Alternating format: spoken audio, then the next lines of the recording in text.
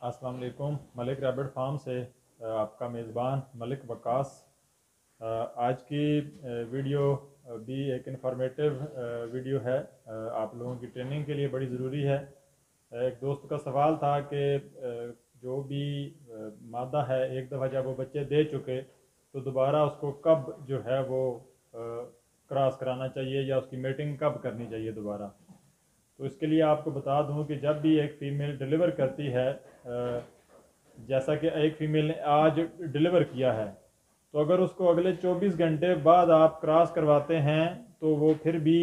Cross भी हो जाती है और कंसीव भी हो जाती है। लेकिन क्योंकि उससे जो आपने उसने जो बच्चे डिलीवर किए हैं उनकी जो सेहत है वो बहुत नाकस रहती है, उसमें वो कमज़ोरी आ जाती है, क्योंकि पेट में भी बच्चे पाल रही होगी, बाहर भी बच्चे पाल रही होगी, तो उसमें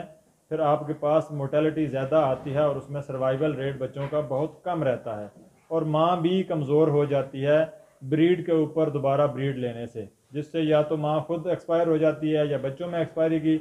जो अलामात हैं वो बहुत ज़्यादा आती हैं। तो उसके लिए जो बेहतर तरीक़ाकार है वो आपको बता दिया जाता है कि अगर तो एक मादा जिसने 1 या 2 बच्चे दिए हैं उसको आप अगले 72 घंटे के अंदर दोबारा क्रॉस करवा दें, ठीक है, जिसके 1 या 2 बच्चे हैं, ठीक है। लेकिन अगर कोई ऐसी मादा जिसने 6 बच्चे दिए हैं, ठीक है, 6 से 8 बच्चे, उसका तरीक़ाकार ये है कि वो आपने 20 दिन बाद, आज अगर उसने बच्चे दिए हैं तो मज़ीद 20 दिन का आपने गैप देना है और दोबारा से उस फीमेल को पहले उसको चेक कर लें कि 20 दिन बाद वो हीट पे है या नहीं। मेरी हीट पे कैसे चेक किया जाता है वो वीडियो ऑलरेडी मौजूद भी है और उसका लिंक मैंने डिस्क्रिप्शन में दे भी दिया है। और उसके मुताबिक आपने चेक करना है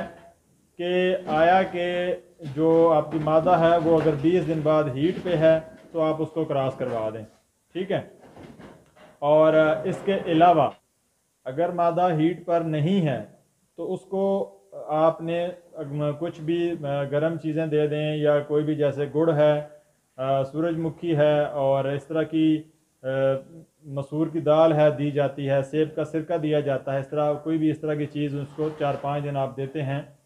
जिसकी ऑलरेडी वीडियो बनी हुई है, तो उससे भी आपकी मादा जो है वो हीट पे आ जाती है और फिर 20 दिन के बाद आप उसको क्रॉस करवा देंगे, ठीक है। कि आज उसने डिलीवर किया तो उसके 20 दिन बाद अगर उसके 6 से 8 बच्चे हैं, अगर कोई ऐसी मादा है जिसके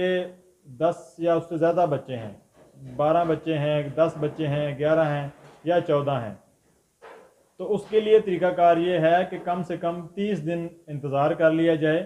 कि 30 दिन के वो बच्चे अच्छे तरीके से दूध पी लें, तो उसके बाद जो है वो मादा को दोबारा क्रॉस कराया जाता है, ताकि जितना भी वो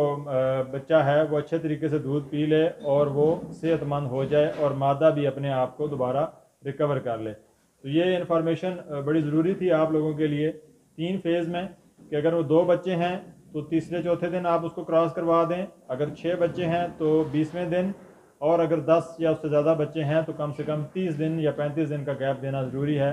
तो फिर दोबारा मादा को क्रॉस करवाएं ताकि आपका जो